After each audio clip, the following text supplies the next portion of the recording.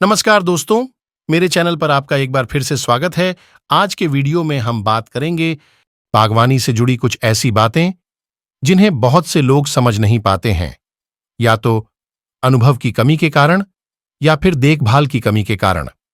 लेकिन चिंता न करें, मैं आपको समझने में मदद करने के लिए इसे सरल बनाने का प्रयास करूंगा।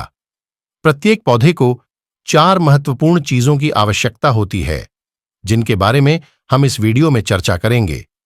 लेकिन उससे पहले हमें जो करने की जरूरत है वह है, जिस विशेष पौधे को हम खरीदने की योजना बना रहे हैं उसके बारे में जानकारी इकट्ठा करें।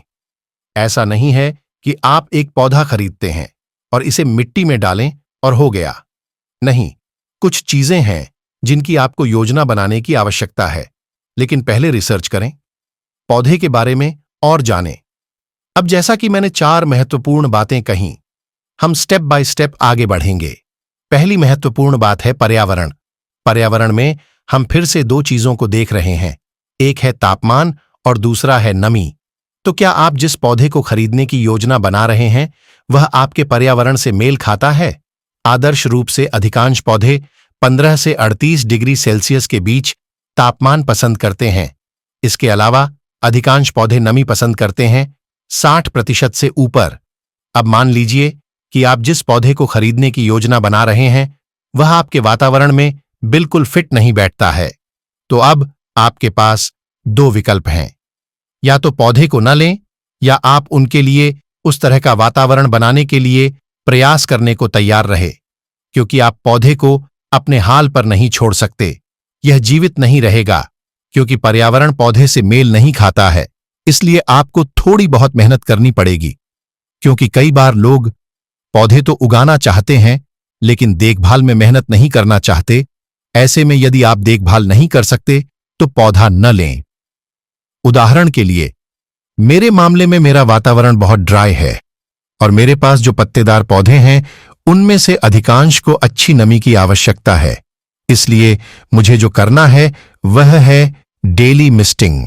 बीच में मुझे काम के लिए बाहर जाना पड़ा और पौधों की देखभाल करने वाला कोई नहीं था, और आप परिणाम देख सकते हैं। कुछ पौधों के सिरे खराब हो गए और कम ह्यूमिडिटी के कारण वे भूरे रंग के हो गए। क्योंकि मेरा वातावरण ड्राई है और मैं अभी पत्तेदार पौधों को रखना चाहता हूं, इसलिए मेरे पास प्रतिदिन मिस्टिंग का अतिरिक्त काम है। यदि ऐसा नहीं किया जाए तो पौधे बहुत अधिक झड़ेंगे और स्वस्थ नहीं होंगे। अब तापमान के बारे में हम ज्यादा कुछ नहीं कर सकते। ह्यूमिडिटी को हम मैनेज भी कर सकते हैं, लेकिन तापमान को नहीं।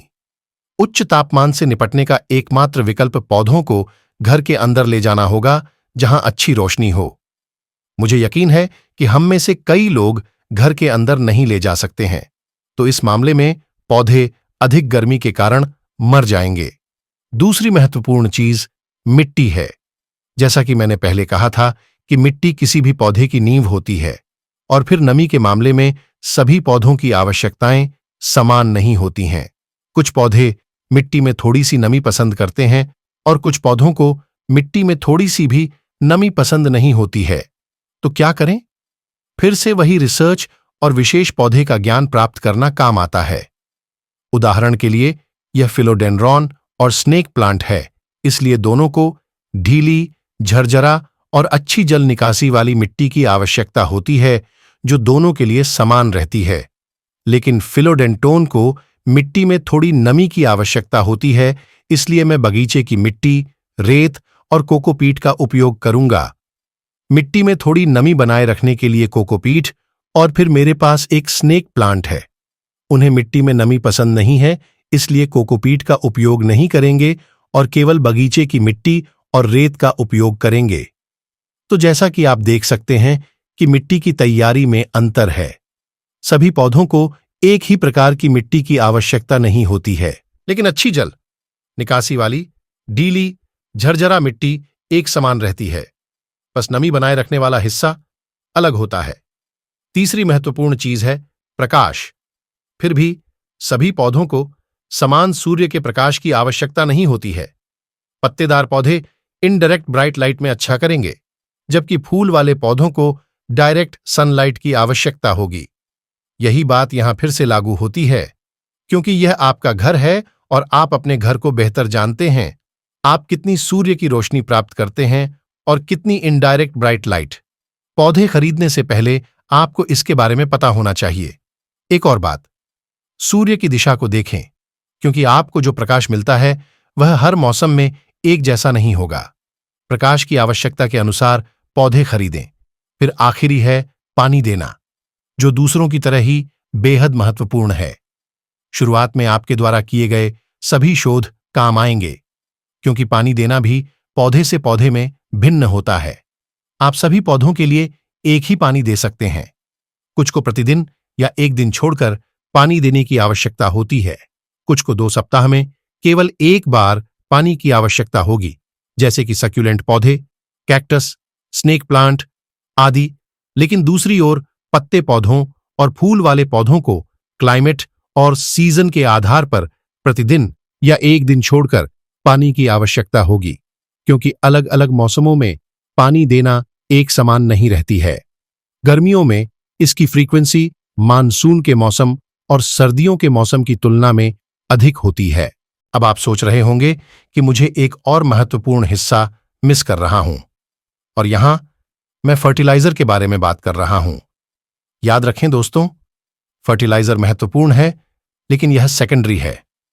यदि ऊपर मेंशन किए 4 स्थितियां सही हैं, तो फिर फर्टिलाइजर पौधे के लिए काम करेगा। अन्यथा फर्टिलाइजर के प्रयोग से कोई लाभ नहीं, क्योंकि मान लीजिए कि आप पौधे को अच्छी रोशनी नहीं दे रहे हैं। पौधा कैसे बढ़ेगा? फोटोसिंथेसिस के लिए रोशनी की जरूरत होती है। वास्तव में 3 चीजों की जरूरत होती है: रोशनी, पानी, कार्बन डाइऑक्साइड। फिर पौधा फोटोसिंथेसिस की प्रक्रिया शुरू कर सकता है। इसलिए यदि तापमान बहुत अधिक या बहुत कम है, तो पौधे का विकास रुक जाएगा। यदि पानी ठीक से नहीं दिया जाएगा, तो पौधे का विकास रुक जाएगा। यदि पौधे को पर्याप्त रोशनी नहीं मिलेगी, तो विकास नहीं होगा। तो जब ये चीजें सही जगह पर नहीं होंगी, तो उर्वरक पौधे की मदद कैसे करेंगे? जब पौधा स्वस्थ नहीं होगा और बढ़ नहीं रहा होगा, तो पौधा मिट्टी से पोषक तत्वों को अवशोषित कैसे करेगा? लोगों की सबसे बड़ी गलती सही मात्रा में रोशनी न देना है। बहुत से लोग पौधों को घर के अंदर ऐसे स्थान पर रखते हैं जहां कम से कम रोशनी हो।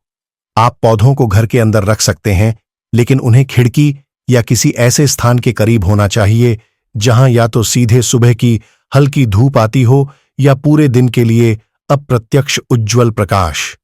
जितना अधिक आप पौधे को अंदर स्थानांतरित करेंगे, प्रकाश की तीव्रता कम हो जाएगी। याद रखें कि घर की ट्यूबलाइट और बल्ब वह रोशनी नहीं प्रदान कर सकती है जो रोशनी फोटोसिंथेसिस में आवश्यकता होती है। सिर्फ और सिर्फ ग्रो लाइट पौधों के लिए सही रोशनी प्रदान कर सकती है। अब मैं आपको एक बहुत ही सरल उदाहरण दूंगा। मान लीजिए कि आपको भूख लगी है और आप चावल बनाने की योजना बना रहे हैं। तो आप प्रक्रिया जानते हैं। सबसे पहले आप चावल धो लें, चावल को बर्तन में डालें, बर्तन में पानी भरें और इसे स्टोव पर रखें। अब आप वेट करते हैं, लेकिन चावल नहीं पक रहे हैं, क्योंकि आपने चूल्हे की आंच चालू नहीं की है। तो खाना कैसे पकेगा और आप कैसे खाएंगे? आपके पास सब कुछ तैयार है, लेकिन आपने गैस नहीं जलाई है, इसलिए खाना नहीं बनेगा। तो यही बात यहां भी लागू होती है।